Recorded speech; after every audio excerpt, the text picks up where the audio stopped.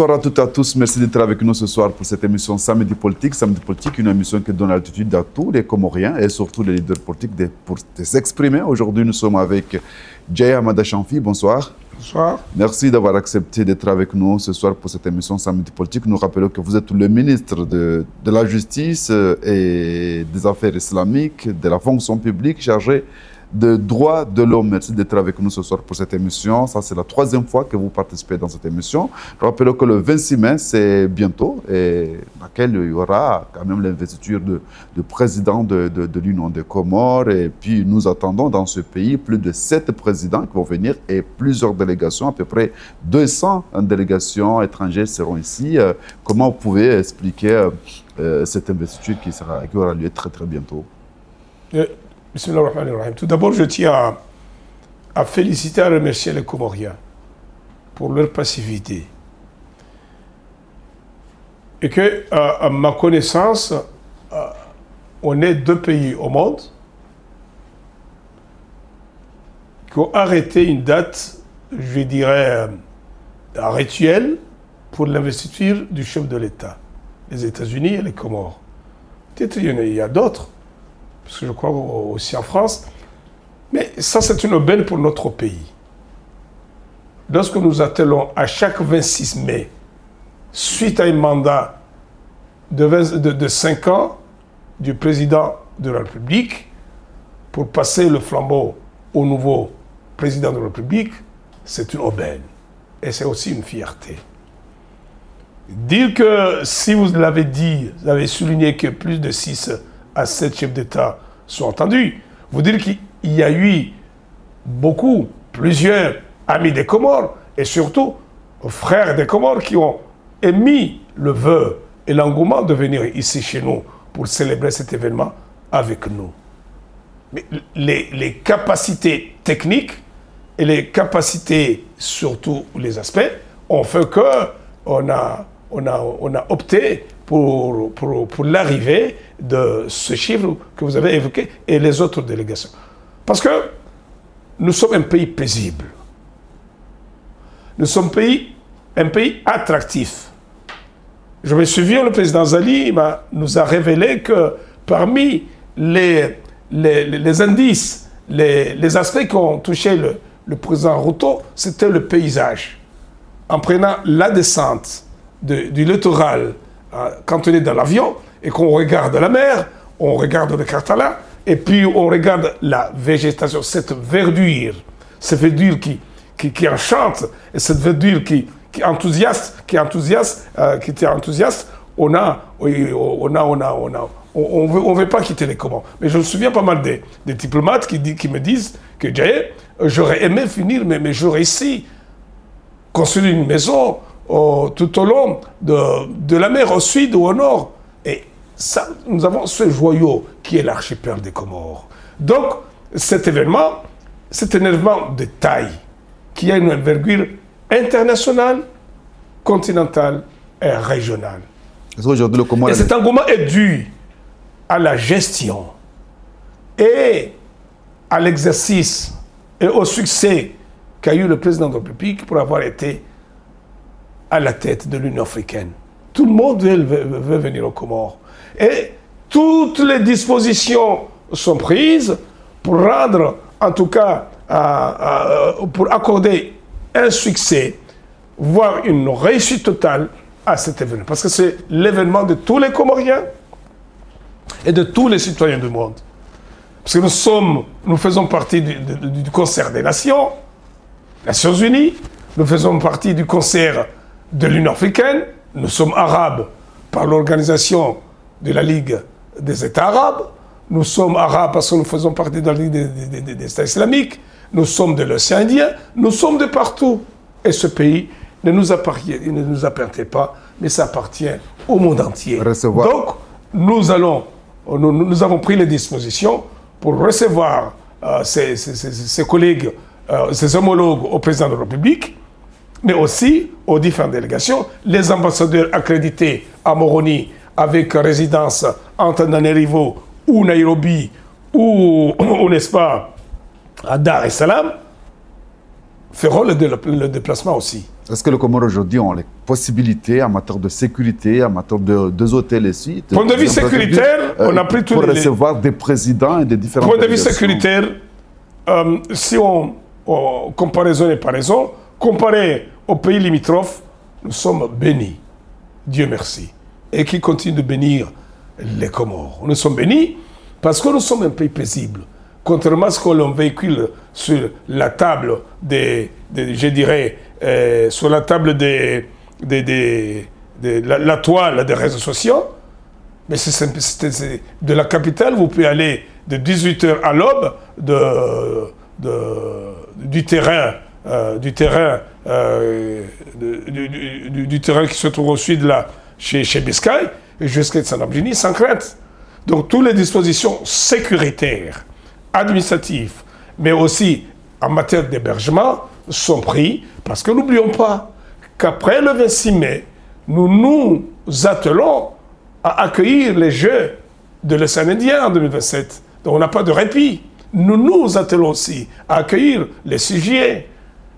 Nous nous attelons à l'organisation des législatives. Donc la paix, et la paix avant tout.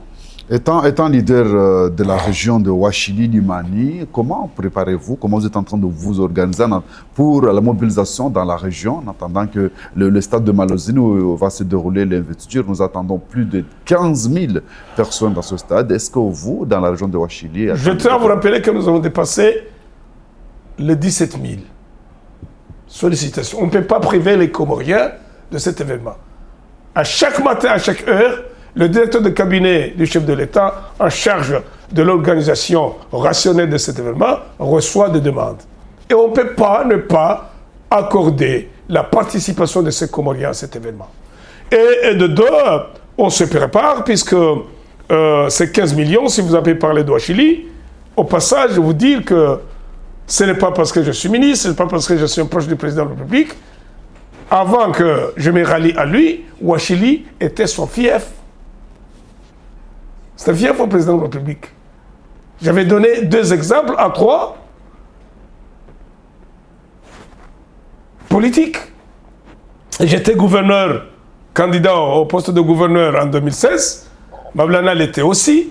Et le candidat soutenu par Azali et lui-même a renfloué les caisses en dépit des candidats dont nous soutenions à l'époque.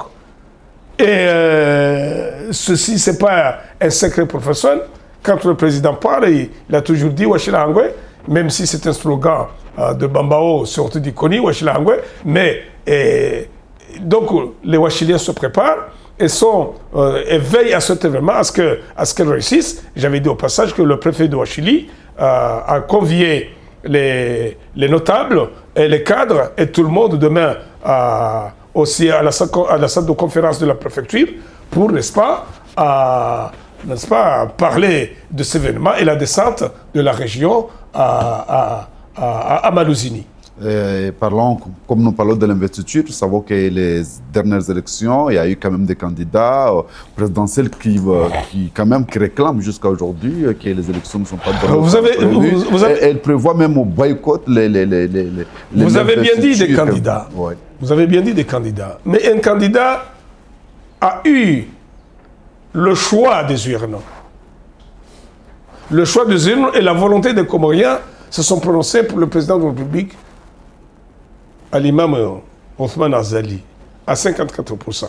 Comme tous les candidats, notre QG et nos conseillers juridiques ont déposé des requêtes à la Cour suprême. Et les résultats qui étaient de 65% ont chuté à 55%. Pourquoi? Parce que le juge électoral a, n'est-ce pas, procédé à un travail scientifique aboutissant à ce résultat-là. 1, 2, ces candidats, pour ceux qui ont dépassé le pourcentage de reprendre le caution, ils ont déjà retiré leur caution à la trésorerie publique. Et si en tant qu'ancien candidat et homme politique, quand je retire ma caution, cela voudrait dire que j'ai validé cet acte politique. c'est-à-dire le vote qui a eu lieu. Sinon, fallait-il que ces cautions soient à la trésorerie publique en attendant que leur vœu soit exaucé.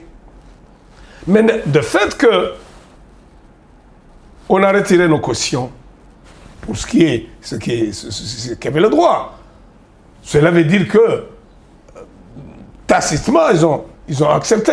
Maintenant, il y a les taclés politiques qui ne manquent pas. Mais ces taclés, nous sollicitons qu'ils soient fondés. C'est-à-dire? Jugez-nous sur la gestion financière de ce pays. Jugez-nous sur la gestion diplomatique de ce pays. Jugez-nous sur la gestion judiciaire de ce pays. Jugez-nous sur la gestion sanitaire de ce pays. Éducative et j'en passe. Et non pas jugez-nous parce que je suis Azali, parce que je suis Djaye, parce que je suis Msedié. Au passage, vous m'avez incité, même si je résiste souvent aux provocations, comme me l'a toujours dit mon professeur. Il y a 3 catégories de gens.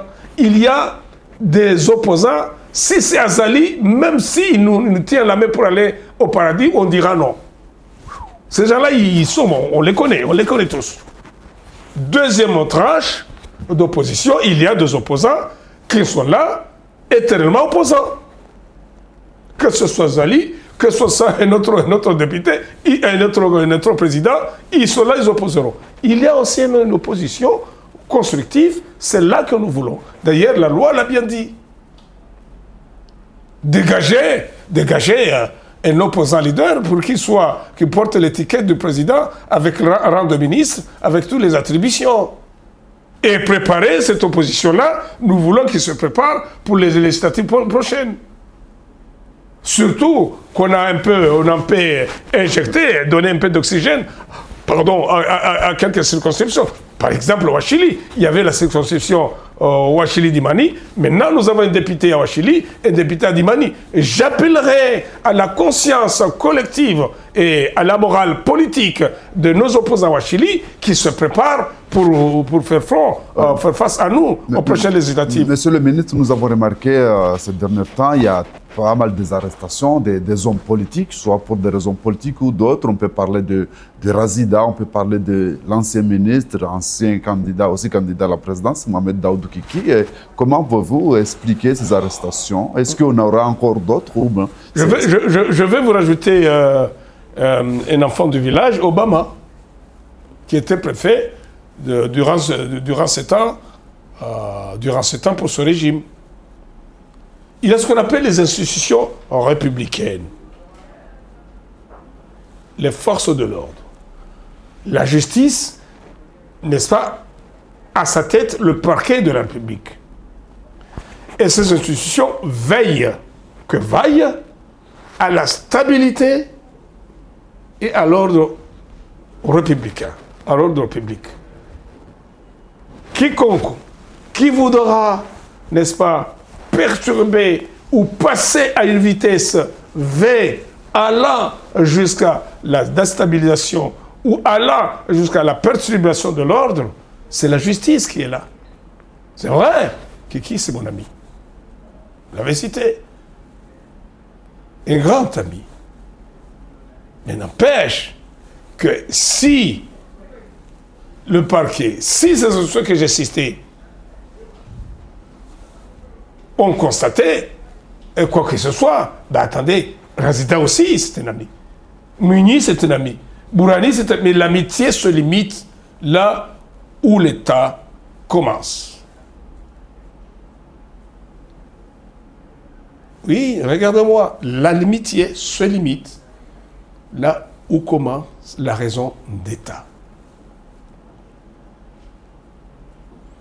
Nous ne sommes pas éternels. Mais nous implorons Dieu qu'il nous donne la chance au moins de finir ce mandat et aller vers un autre mandat. Donc c'est bien que ces postes, on va les quitter un jour. Mais nous demandons la bénédiction de Dieu à ce que nous soyons un peu éternels. Y aura-t-il d'autres arrestations des hommes politiques avant l'investiture? Ça dépend des agitations des uns et des autres. Je sais qu'ils continuent à se voir. Et je sais le lieu où ils se voient. S'ils se voient pour, n'est-ce pas, dire aux leurs de ne pas aller à l'investiture d'une manière passive, c'est leur droit. Mais dire au leur que si Jaye invite quelqu'un à Singani pour manger, il faut dépasser ce genre-là. Non, non, non, non, non, non. On ne va pas pardonner à Bourhan. Si nous allons à Tsoudjini et que Mouni montre ce jeune à mener une violence quelconque, on ne va pas rater Mouni. De même pour moi, demain, quand je monte le combattant contre Mouni demain, quand c'est là aux affaires, Mouni ne va pas me rater. Mais c'est un jeu, c'est le jeu de la politique, c'est le jeu de l'État. La raison d'État doit s'exercer. Aucune démocratie au monde ne voudra jamais voir ça. Regardez ce qui se passe en France à l'heure qu'il est. Regardez, ouvrez les yeux aux États-Unis. Les jeunes qui manifestent pour la Palestine, ils sont encerclés. Les jeunes qui voulaient ramasser pour la Palestine en France, ils sont encerclés. Parce qu'il y a ce qu'on appelle la raison d'État pour le maintien de l'ordre public. Que ce soit Dieu qui est à la tête de cet État, de ce ministère, que ce soit Youssouf, que ce soit Guidon, pour citer mon ami, mais il n'a pas droit à tergiverser et à faire les yeux doux et laisser les désordres dans ce pays. On a besoin d'ordre dans ce pays. Parce que tout le monde nous regarde. Quand on entend les Comores, on veut écouter ce que les Comores disent, comme je viens de le dire.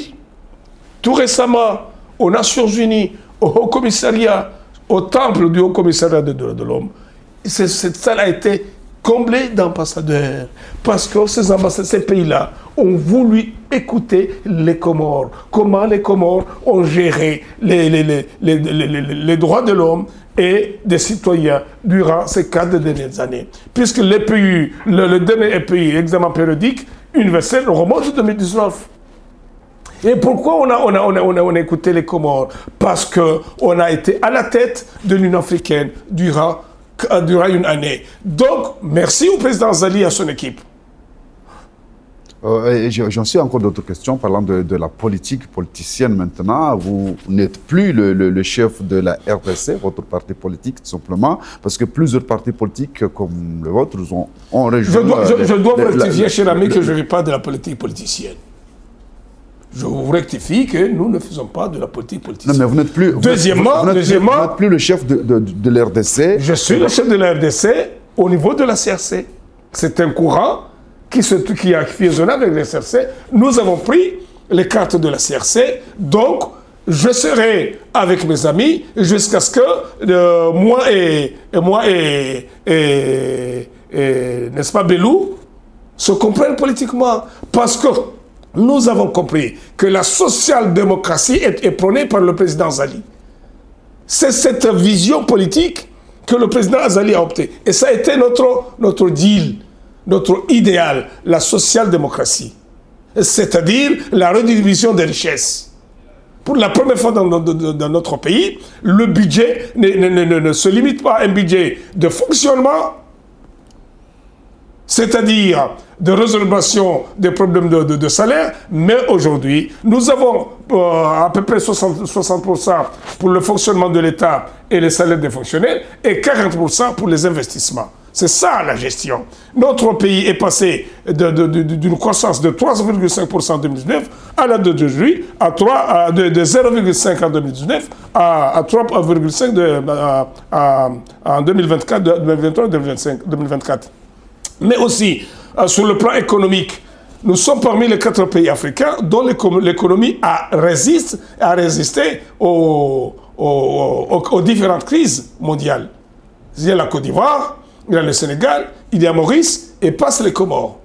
C'est bon, non? Donc, pour dire quoi? Pour dire, si on a fusionné avec le RDC a fusionné avec la CRC, comme l'a fait le RASI, comme souvent suivre tous les partis de la mouvance, c'est parce que nous voulons un parti fort, parce que la conjugaison politique s'effectue par cet instrument politique appelé béquille politique, le parti politique.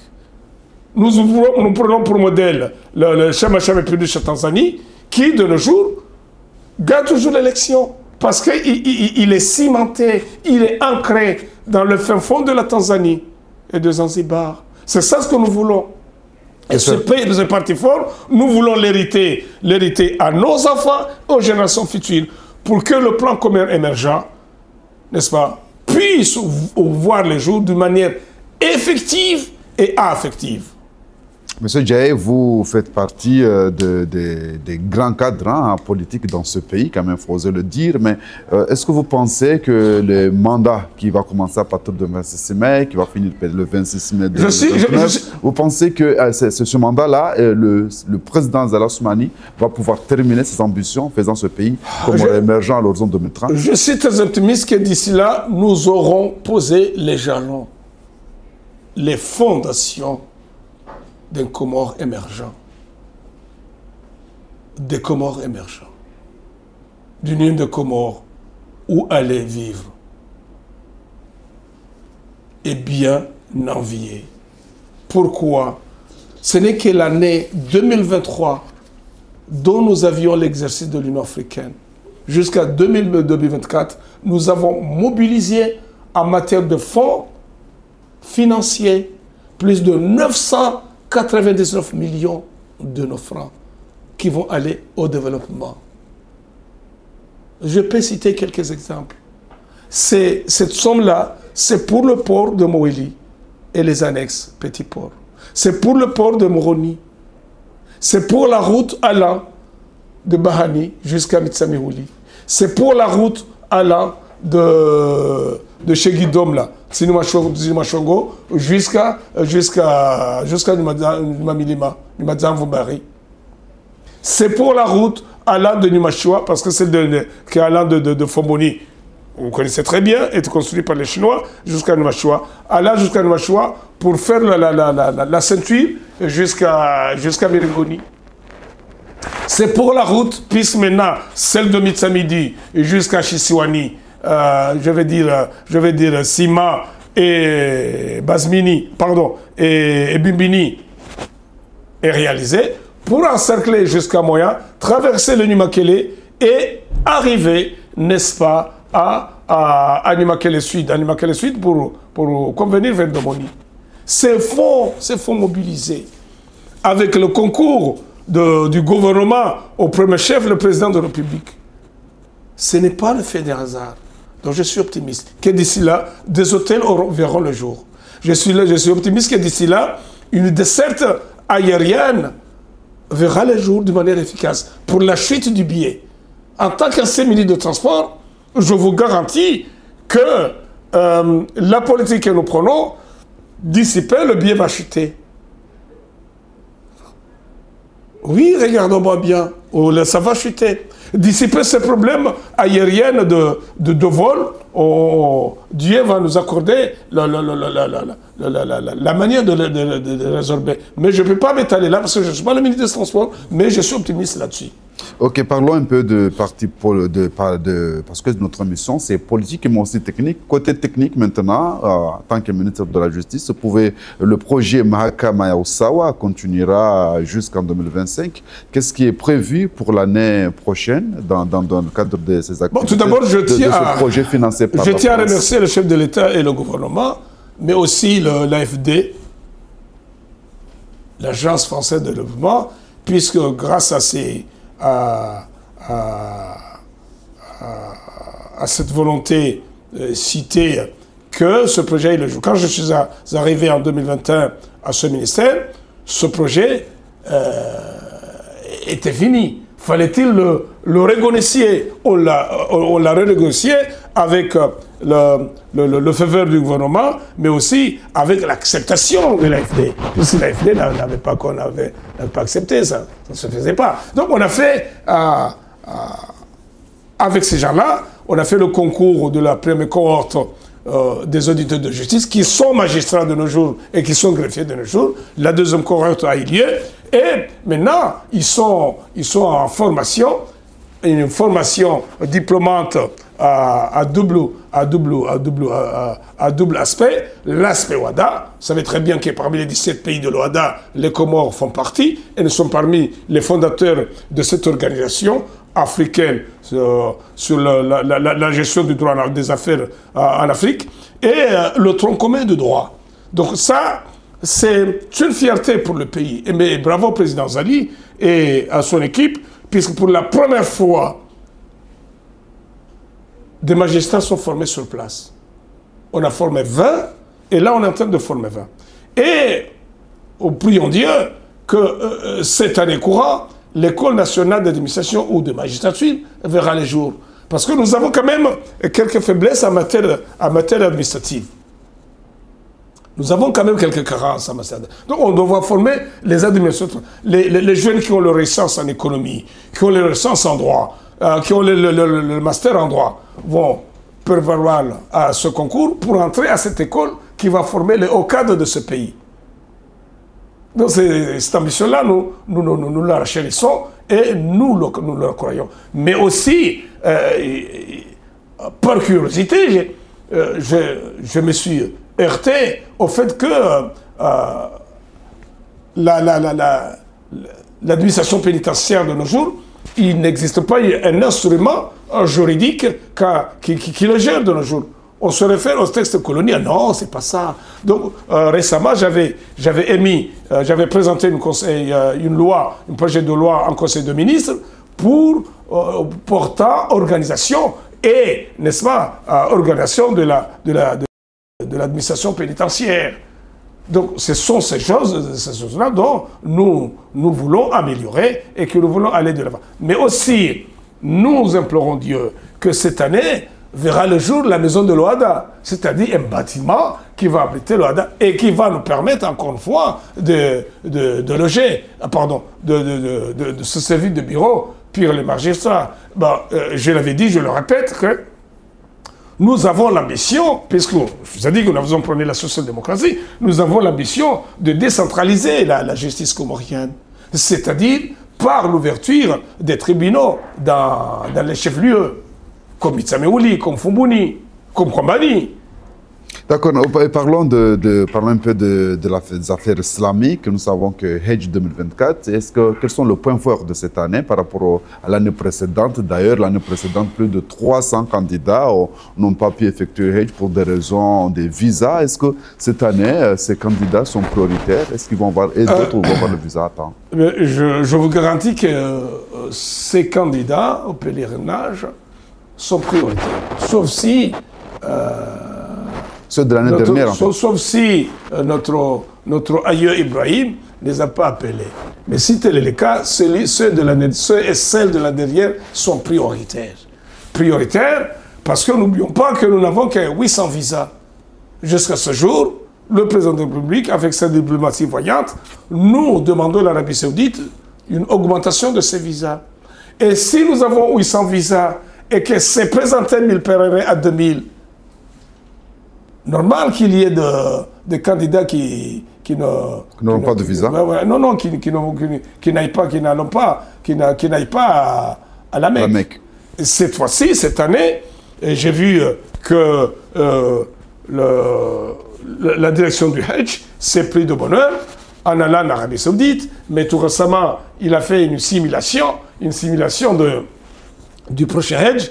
Et donc, je crois fort que les choses vont bien. Mais, quand vous m'avez parlé des affaires islamiques, je pensais que vous allez me demander du Mouftora, où j'ai émis une loi en Conseil de ministres portant organisation et restructuration du Mouftora.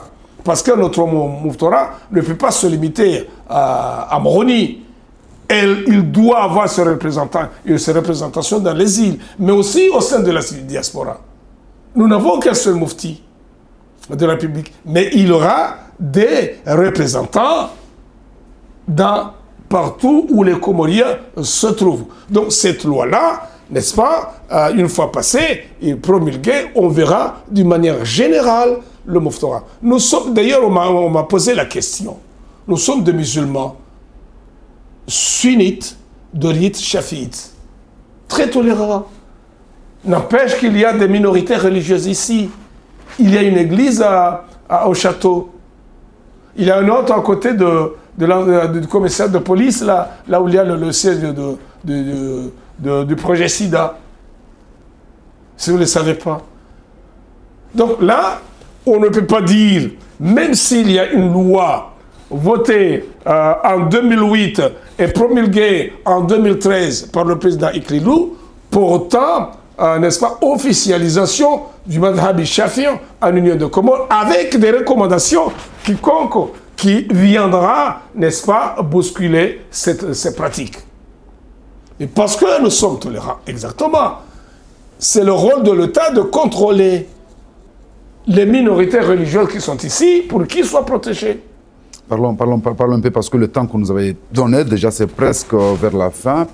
Pour terminer, parlons de droits de l'homme. Vous avez présenté le pays à Genève, l'Assemblée de l'ONU. Est-ce que pour le droit de l'homme, alors comment aujourd'hui le Comore est classé, sur quel niveau de respect de droits de l'homme? J'avais remercié le président Zali avant de commencer.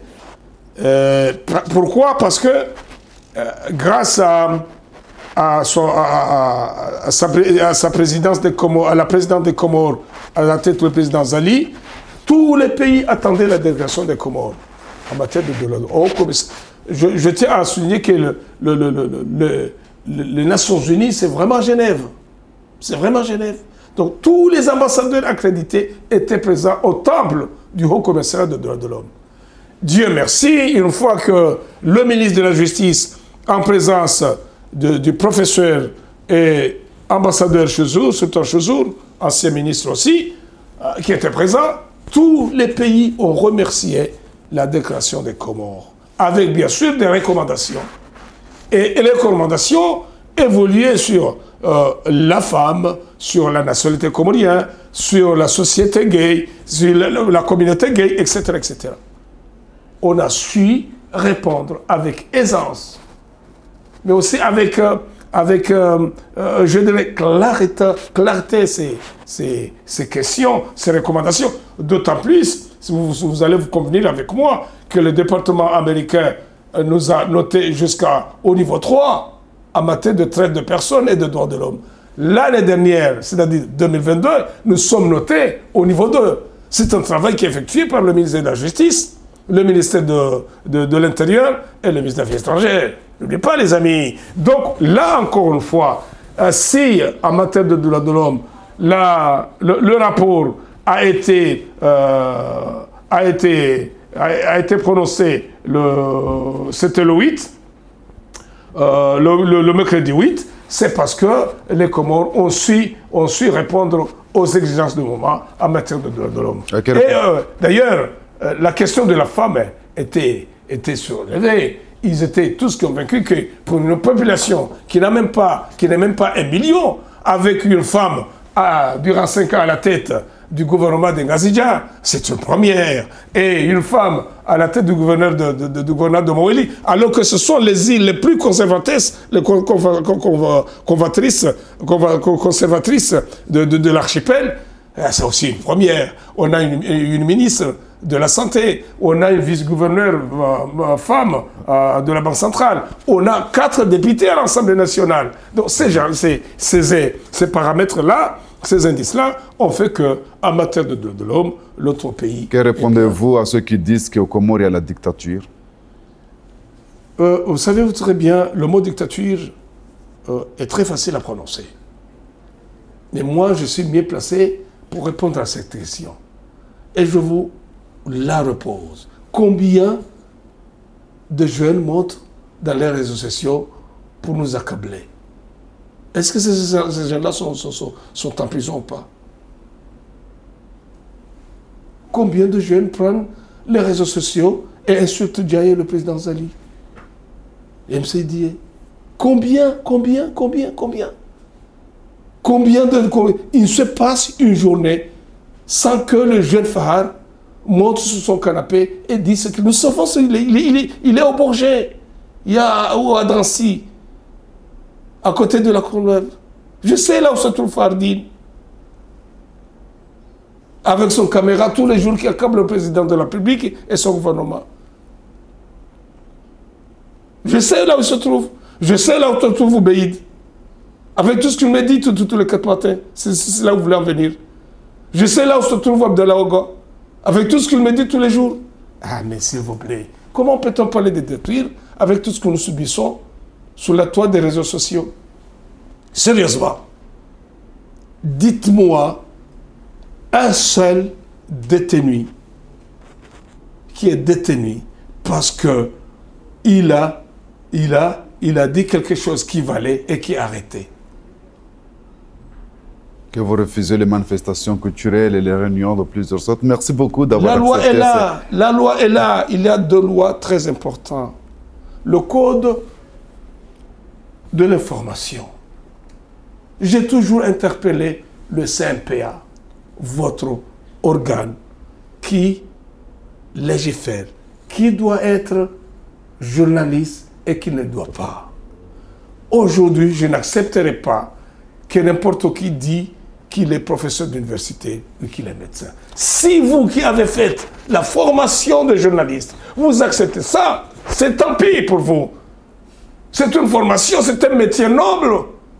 En France, dans tous les pays, personne n'entre pas à l'école de... Si moi, je voulais aller à l'école de journalisme de France, on ne va pas m'accepter, sauf si les recommandations de mon gouvernement. Alors que je pourrais accéder à la faculté d'économie ou de droit, ou d'administration, ou de lettres. Alors que le journalisme, non. Merci. Donc, ah là là là là là, même si le temps est fini. Vous, journalistes, ressaisissez-vous. Qui est journaliste et qui n'est pas? Sérieusement, c'est un délicat. Votre métier, vous l'avez laissé traîner par terre. Tout le monde prend le micro et dit ce qu'il veut. Pourquoi? Quelle est la raison qui t'a poussé à aller chérir ce métier? Moi, je me souviens, j'étais à l'ENS. Il y avait le département de journalisme. Mohamed Saïd l'a fait. Pétain l'a fait. Paix à son âme, Mohamed Hassan l'a fait. Mais ce sont des journalistes parce qu'ils étaient qualifiés à l'école. Mais aujourd'hui, admettons que nous laissons les blouses des médecins être reportés par l'appartement, on va mourir ici, mon ami. Merci beaucoup, monsieur le ministre. Merci beaucoup à vous tous, les auditeurs et téléspectateurs, que vous avez suivi cette émission Samedi Politique. Samedi Politique, une émission qui donne l'altitude à tous les Comoriens et surtout les hommes politiques à s'exprimer. Aujourd'hui, nous étions avec monsieur Djaye Ahmada Chamfi, qui est le ministre de la Justice, des Affaires islamiques et aussi de droits de l'homme. C'est ainsi que s'achève. Merci de l'avoir suivi et bon suite de programme sur votre chaîne nationale. Au revoir.